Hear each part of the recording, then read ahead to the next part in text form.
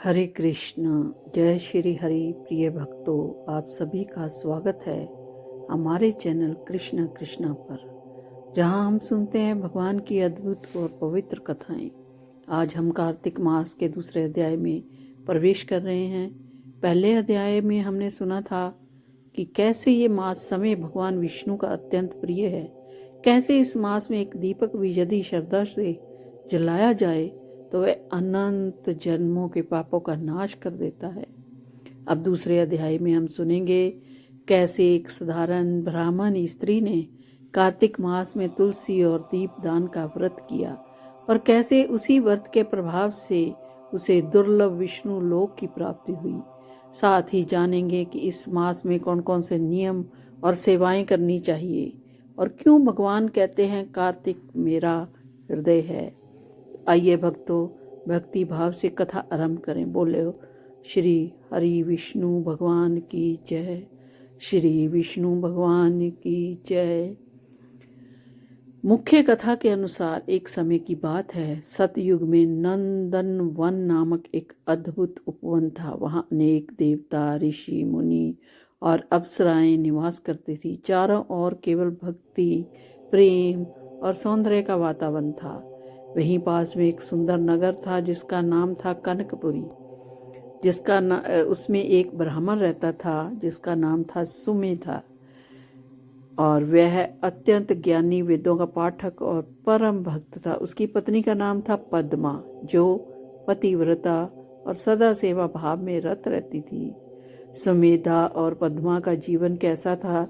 सुमेधा और पद्मा दोनों बहुत ही निर्धन थे। घर में भोजन तक का साधन नहीं था, परंतु उनके हृदय में केवल भगवान विष्णु का नाम। वे प्रतिदिन ब्रह्म मुहूर्त में उठकर गंगा स्नान करते, तुलसी की पूजा करते और दीपक जलाते। तो कुछ ही दिनों में कार्तिक मास का आगमन हुआ। शरद पूर्णिमा के बाद जब चंद्रमा का प्रकाश शांत हुआ, तब पृथ्वी पर दिव्यता छा गई। पद्मा ने निश्चय किया, मैं पूरे मास का प्रतिदिन भगवान दामोदर की पूजा करूंगी, तुलसी माता को जल दूंगी और एक दीपक जलाऊंगी। वह प्रतिदिन प्रातःकाल उठकर गंगा जल से स्नान करती और तुलसी माता को नमस्कार करती और प्रेम पूर्वक कहती, तुलसी मैया तेरी सदा ही जय। एक दिन रात्रि में जब वह दीपक जलाकर रख रही थी, तभी एक झोंका आया और दीपक बुझ गया। पद्मा ने तुरंत आंचल से हवा को रोका और फिर से दीपक जला दिया। उस समय आकाश में भगवान विष्णु और लक्ष्मी माता ने उस दृश्य को देखा। माता लक्ष्मी बोली, प्रभु देखिए, ये वह साधारण ब्राह्मणी कैसे श्रद्धा से दीपक जला रही है। चाहे गरीब हो या कठिनाई, उसका विश्वास अटल है। तो भगवान विष्णु मुस्कुराए और बोले, देवी, यही है भक्ति की शक्ति। जिसने कार्तिक मास में मात्र एक दीपक भी मेरे नाम से जलाया, उसे मैं समय अपने धाम में स्थान देता हूँ। तो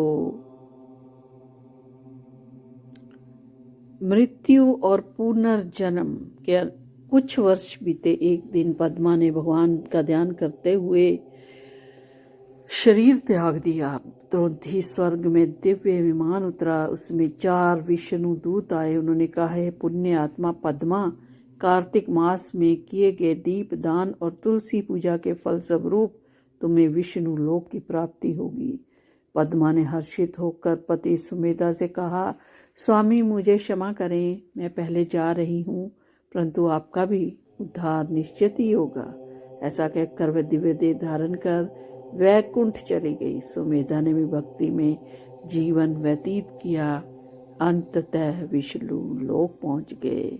देवलोक में जब यह घटना हुई तो नारद मुनि भगवान विष्णु के धाम पहुंचे और बोले, प्रभु आपकी कृपा अपार है। केवल एक दीप जलाने से ही पद्मा को वैकुंठ प्राप्त हुआ।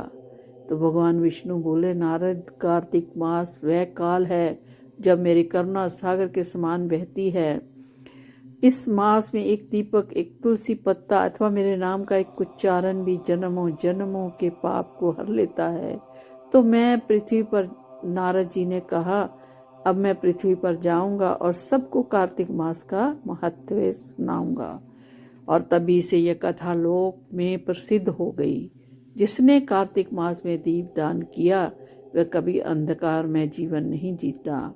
भगवान ने आगे कहा है, नारद, इस मास में ब्रह्म मुहूर्त में उठकर स्नान करना, तुलसी की परिक्रमा करना, शाम को दीपक दान करना और तीनों कार्य अत्यंत शुभ है। जो व्यक्ति इस मास में झूठ, क्रोध, हिंसा, मदिरा, परम निंदा और लोभ से दूर रहता है, मेरे साक्षात सानिध्य को पाता है।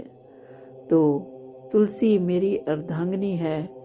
जो मेरे चरणों में तुलसी का पत्ता चढ़ाता है वह अनंत यज्ञों का फल पाता है। इसलिए भक्तों, कार्तिक मास में तुलसी की पूजा अनिवार्य मानी गई है। तुलसी पर जल चढ़ाना चाहिए, दीपक जलाना चाहिए और चारों ओर परिक्रमा करना चाहिए। सब सौभाग्यवर्धक और पाप हर होता है।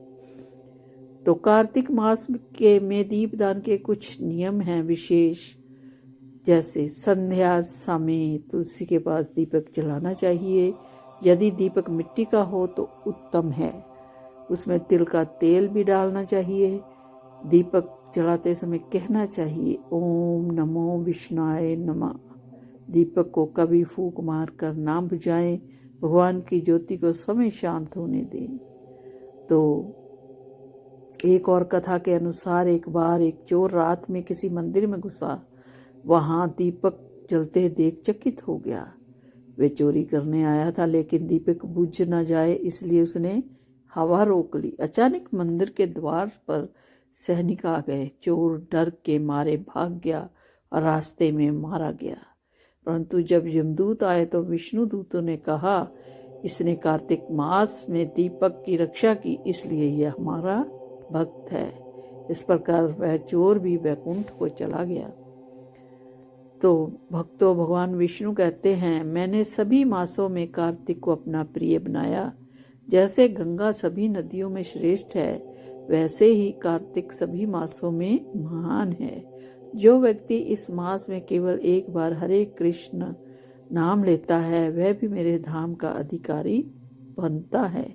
इसलिए कहा गया है, कार्तिक में हमेशा पूजा अर्चना करते रहना चाहिए। तो भक्तों, इस कथा से हमें सीख मिलती है कि भक्ति में धन या वैभव का नहीं, केवल प्रेम और श्रद्धा की आवश्यकता है। पद्मा जैसी निर्धन ब्राह्मणी ने केवल एक दीप जलाकर भगवान विष्णु का हृदय जीत लिया। इसलिए इस कार्तिक मास में हम सबको भी तुलसी के पास दीपक जलाना चाहिए, प्रभु का नाम लेना चाहिए और हर जीव के प्रति प्रेम रखना चाहिए। जो व्यक्ति इस कथा को सुनता है या श्रद्धा से साझा करता है, उसे वही फल प्राप्त होता है जो कार्तिक मास में 1000 दीपक जलाने से मिलता है। तो आइए भक्तों, अपने मन, वचन, कर्म से भगवान का स्मरण करें। तो मिलकर कहें, हरे कृष्ण हरे कृष्ण हरे कृष्ण हरे राम राम राम हरे हरे। जय कृष्ण भगवान की, जय विष्णु भगवान की जय।